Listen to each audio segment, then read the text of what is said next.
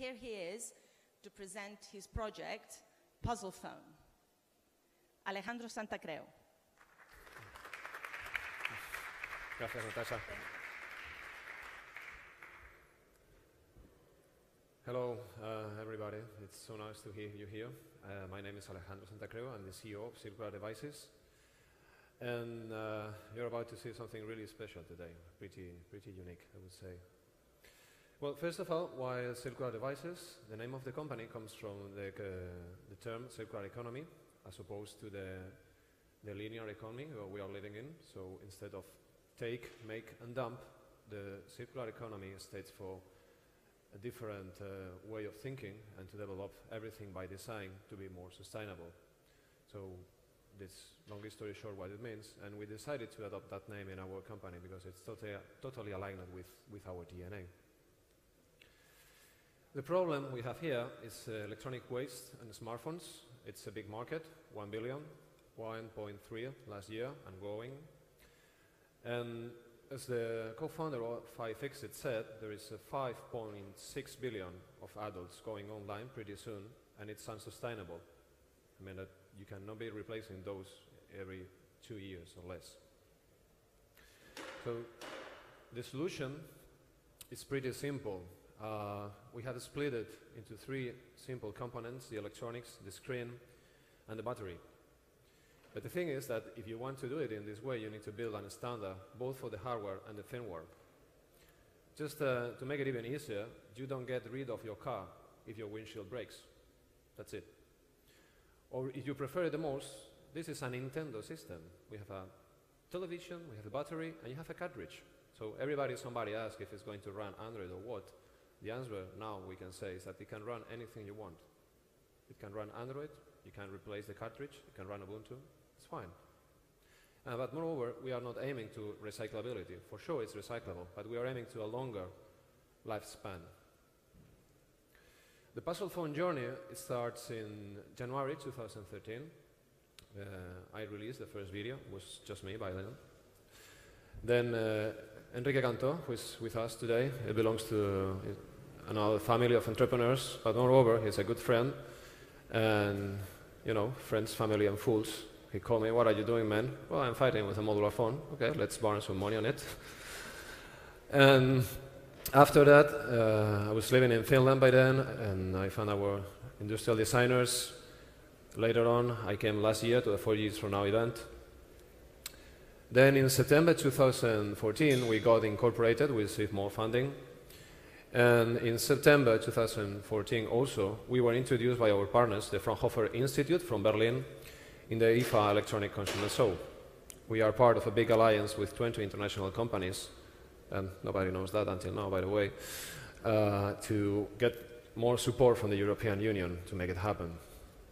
And in December 2014, thanks also to the Finnish government, we received funding from them also. So it's really nice when you are not alone anymore. In January 2015, we partnered with Grant4Com, former supplier of Microsoft Nokia, for quality assurance and quality control. They will be certificating that our products are fully compliant with those standards. And now we are here 1 year after the last time. And well, that's not me alone anymore. Now we are 15 guys. In terms of prototyping, we have been going through what we call the Franken-type, ugly but working. View-type, beauty but not working. View-type 2, working, golden sample, and production later on this year. And all the mentions stage in terms of funding. So we've put it in this way, what all this thing we do, it may look like we are just following the yellow brick home. But the truth is that it's more or less like this. This has been the last 2 years so far. It's a good moment to remember Julien Fouriot. He's a former Nokia guy. We lost him last August. He died practicing base jump. He was very well known within the startups. He was also the founder of the Symbian project, one of the founders. And we will miss him so much. He was one of the first believers in Puzzlephone. Later on in December this year, we lost one factory in Worth Electronics. It burned to the ground, and that messed up a little bit with our plans for this Congress, but we make it through. And this week, our webmaster was with an eye infection. So literally, it has been sweat, blood, and tears. But altogether, we are surviving through all these things. We are full-stack startups, 200 years of combined experience in electronics, tablets. We have a very wild bunch of friends, including something also new today for you, Tapani Jokinen, former head of design and portfolio of Microsoft Nokia. He's also within us. It's in our team from Helsinki. So I think we are prepared to deal with whatever may come. Our vision is a world where the sustainable electronics go hand in hand with driven thinking business and ethics. And to succeed on that, our mission is to bring back sustainable manufacture of electronics to Europe, to bring circular economy thinking to the handset market. It has been really difficult to show something to you today because it's really difficult to develop consumer electronics today in Europe. And why? Well, because we cannot afford this waste anymore. And the truth is, this history begins with Apple's refusal to fix my iPhone 4 faulty home button. And I say, okay, enough is enough. Why a $3 button is buried underneath the screen? If you try to repair it, then you break the screen. That doesn't make sense. So this is how it begins.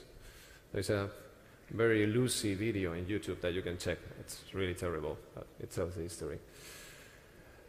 We're having also another reason, as I advanced before, is pitching to the European Union. It was so hard to find the brains. We have been outsourcing everything. So if you try to look for an engineer willing to do it, it's impossible. They are not here. They are not anymore. There are just a few. So we thought, okay, this is not just the problem with the device. It's a problem with the world ecosystem.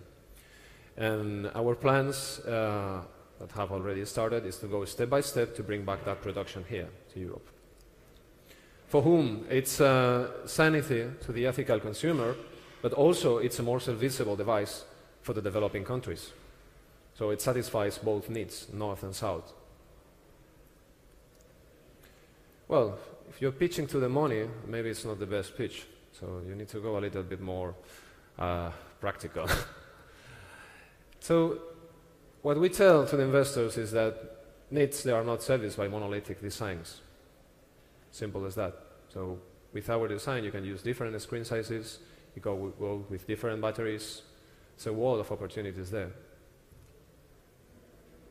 For whom? Well, not just for the north and south, the sustainable, ethical consumer, but also for the industry. It's something nice. So we are targeting to licensing, and any brand can manufacture their own puzzle phones. And how? Basically, because our proposal, it's already in your pockets. You already have a puzzle phone in your pocket. It's a simple layout that can be quickly spread across the supply chains, because we are not changing, we are not reinventing the wheel. It's a challenge, it's not easy, but once it's ready, it's easy to be adopted by the industry. That's something really important. All in all, our business model, based on the actual 1.3 billion devices, even if we just scratch 1 or 2% of that, we are aiming for 5 billion in 2008. And it's versatile. We can go through our own beacon devices, made in Finland, high Nordic quality, perfect, why not? That's in our plans. But you can also license to others, third parties, including operators, and our own marketplace.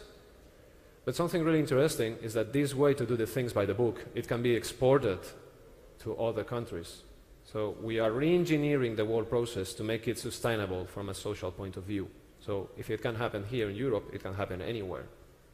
So in the end, you get what you give, right?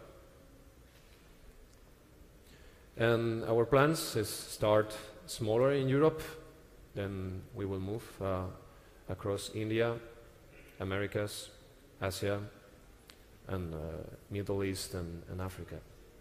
So we are working in our marketplace. It's also coming. That's not for today, just for let you know. So you will be able to go there and define and buy and pick up your own models to build your own Puzzlephone. But what's happening here, what we want to share with you today, and I would like to invite my dear partner, Pedro, please Where are you? Come here, please. Buddy. Hi. Hello, Pedro. Just a second. What we have here, we have designed, engineered, and manufactured and assembled in Europe. Something really nice. And why in Europe?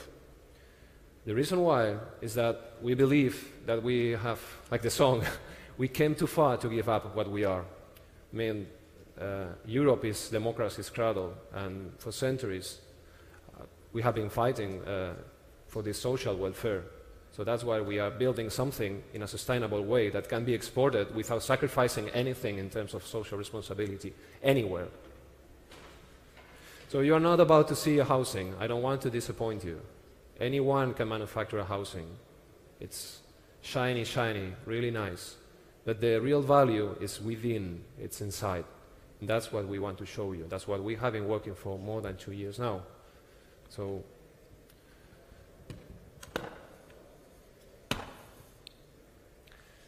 those are the PCBs of the first Puzzlephone. And those PCBs, they have been designed, engineered, and assembled in Europe by us. So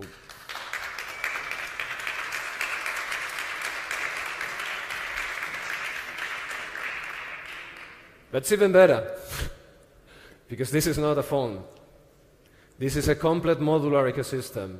So we are not working on a phone. We are working in a smartphone that can exchange parts with a tablet, and it can exchange parts with a whole Internet of Things ecosystem. Because this is what you get when you do the things in the right way. So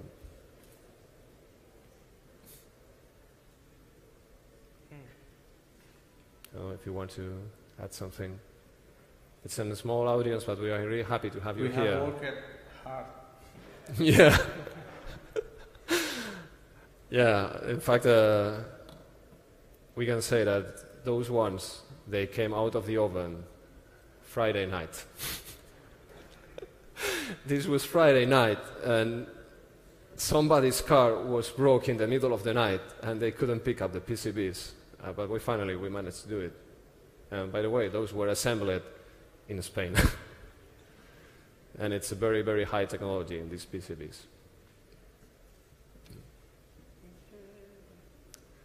Well, thanks a lot for your time. Kiitos, as they say in Finland. Muchas gracias. Muchas gracias. Or as they say in Latvia, because we have also our VP Marketing, Aura Pele. She's with us. She's from Latvia, former VP Marketing from Nokia for 10 years. So good to have you here.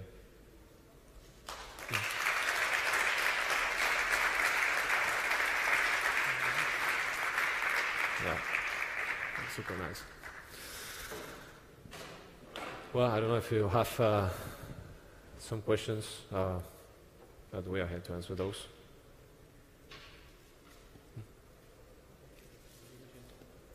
Yeah, close it. I have a question. Yeah. I have a question, Alejandro. Yeah, please, Natasha. When can we see the working product? Well, you don't have to wait too much for that. In fact, this Wednesday, 1:30 in the Spanish booth, our partners, they will show the ClickCom technology in action, and you will see even more than one device there. So stay tuned and go to the Spanish booth next Wednesday at 1:30. Can we have some sound there? Hola. And we will show the first modular tablet that we have done in our company. And I invite you to come there to see that device. Yeah. So it's coming. It's already here. And thanks again. Oh, a question over there. Microphone? My question is about the value proposition beyond having the modular component, the physical component is nice, or will it open the opportunity to create some kind of custom devices? Mm-hmm. But the main question is, what kind of device? I mean, Because in the long term, is you end up creating a traditional smartphone in that way. Obviously, from the part of sustainable social responsibility is nice, but from the part of economic and scale or whatever, it probably it will cost a little bit more. So I think that the interesting part is that you can create new kind of devices with new value proposition, but this requires more than just a modular system. It's, I don't know, a modular way of thinking about devices. As you go through this part of system, designing new devices, I mean, if I want to use your technology, what can I do? I mean, just another phone? No, you can make your phone.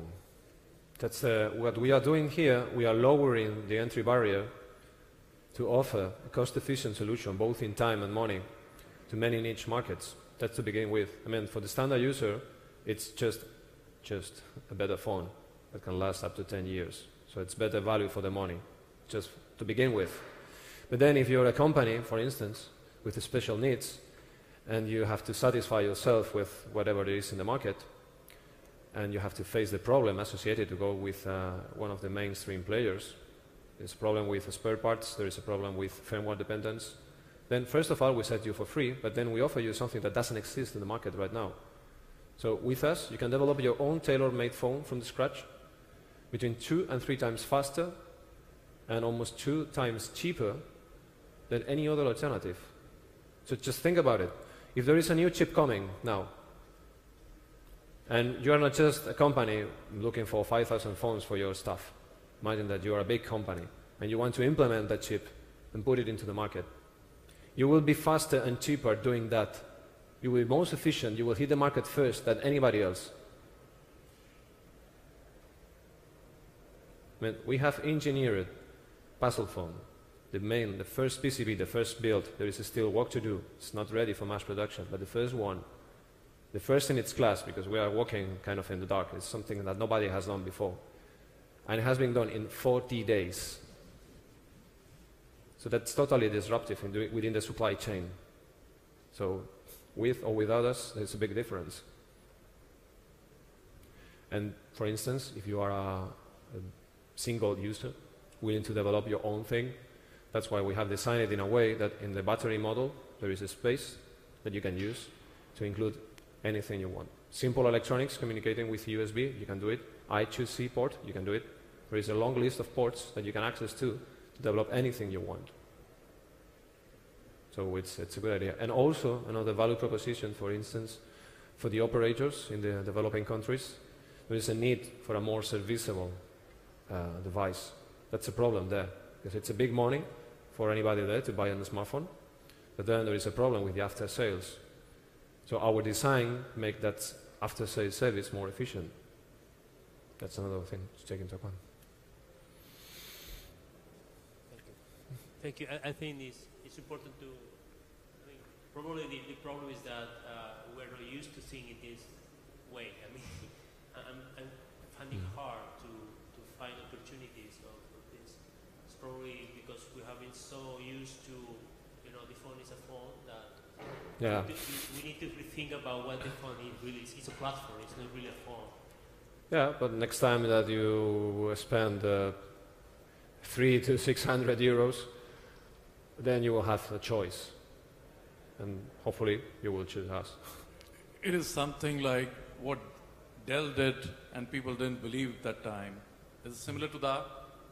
Yeah, in a way. You can build your own computer. Why not a phone? Yeah, in fact, what we are doing is bringing, as our partners from IMSD like to say, we are bringing the IBM PC-compatible spirit back to the mobile phone, because that was missing in the smartphone business. So that's why there is all these problems with the firmware. Have you ever thought why there is no upgrade for your phone? The problem is that nobody wants to do it, because every single phone in the market requires tailor-made firmware. That's a headache. But with Puzzlephone, there is only one firmware, and it's open. But if you want to upgrade it, just download, it's there. Because all the Puzzlephones are the same inside in that sense. So yes. So it's not a phone, it's a platform. It's not a phone, it's a platform, it's an ecosystem. And it's a brand with values related to how the things are made. That's what we are building here. Thank you.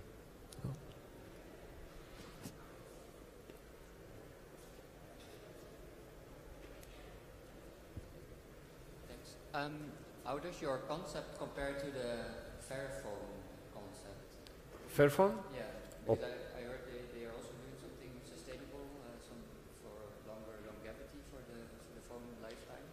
Yeah, in fact we are close to Fairphone. You guys, I mean the guys from Amsterdam, right? Yeah, it's a very good example that how a small brand with its only focus on corporate social responsibility message, they can manufacture and sell things. So it's viable. I mean, there is a real interest there. So the final day would be really nice to engage more with them. So Puzzlephone by Fairphone, Fairphone by Puzzlephone, why not? Thanks. Welcome.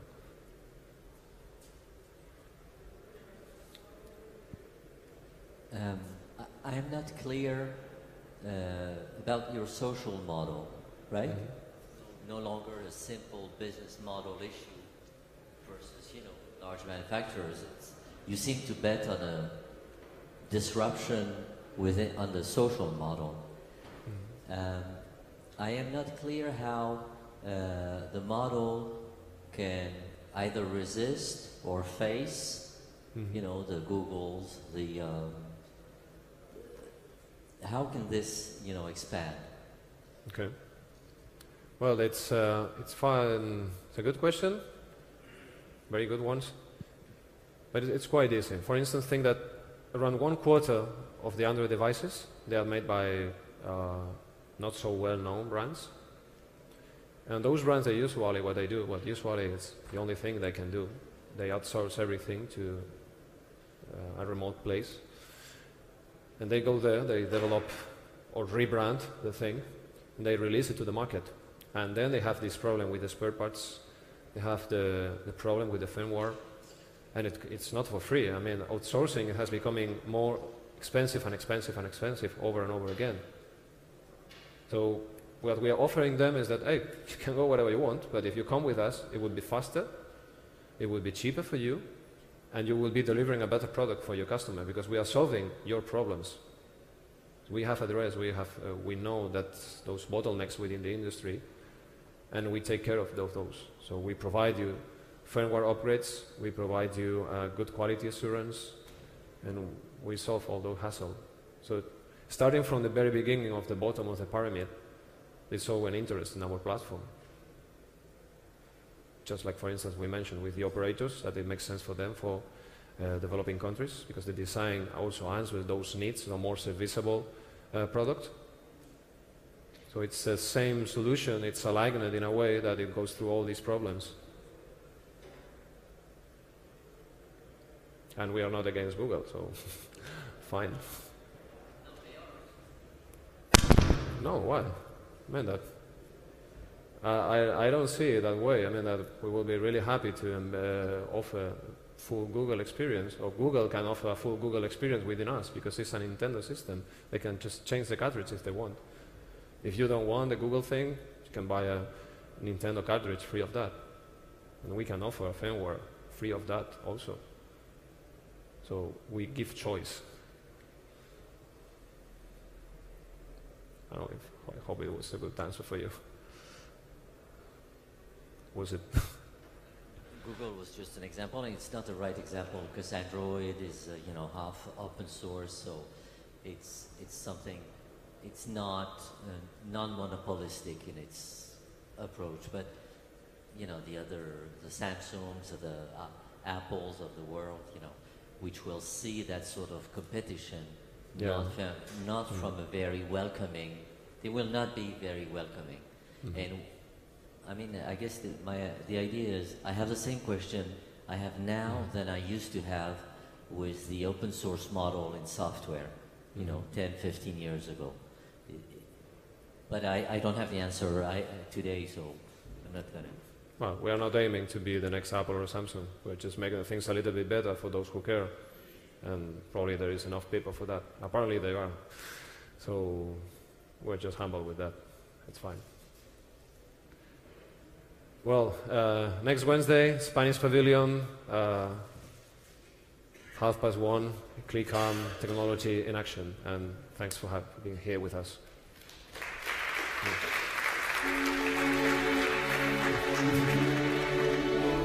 I will explain the platform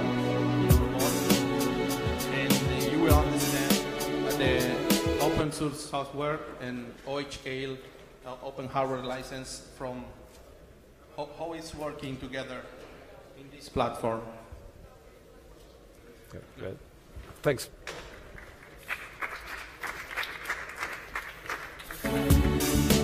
Well, thanks a lot.